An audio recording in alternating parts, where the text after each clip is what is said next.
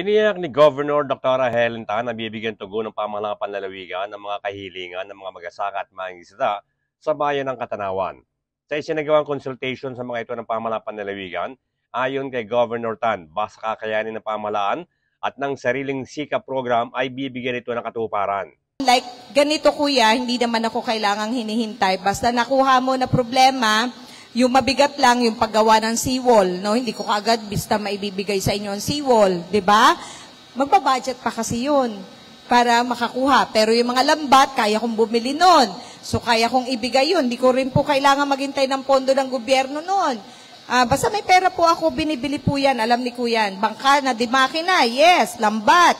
Okay. We'll make sure na matutugunan yung mabilisan, ibig sabihin doable.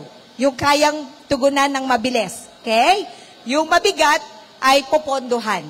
Okay? So, dadaan sa proseso sa Kapitolyo. Okay? Pagka yung doable, mostly yun po sariling sikap program natin. Okay?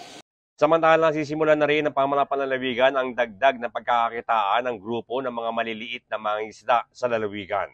Nagkukonsultasyon din po kami sa asawa ng mga mangingisda, no? Para po doon sa mga programa na atin pong kinakraft, no? Para sa mga makakatulong doon sa pangkabuhayan. So, ayaw na natin na tinatawag na alternatibo.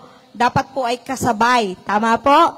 Ay, ibig sabihin, habang nangingisda, tapos may sisimulan po kami na project, I hope magawa na namin bago magtapos ang taon. May ilang bayan po kami na identify, and I hope meron po dito na isama niyo po ba sa consultation yon.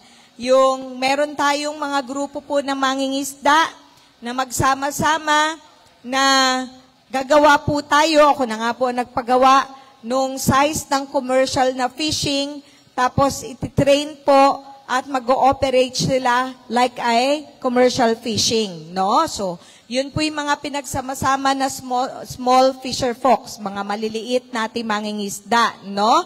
At kami po ang magbibigay ng kailangan, bangka, anong gamit, puhunan, panimula, no?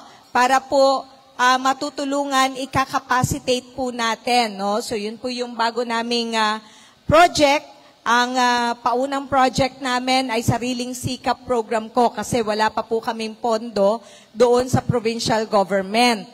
Bert Abrigo nag-uulat para sa DZDG 96.7 Destiny Radio at your service.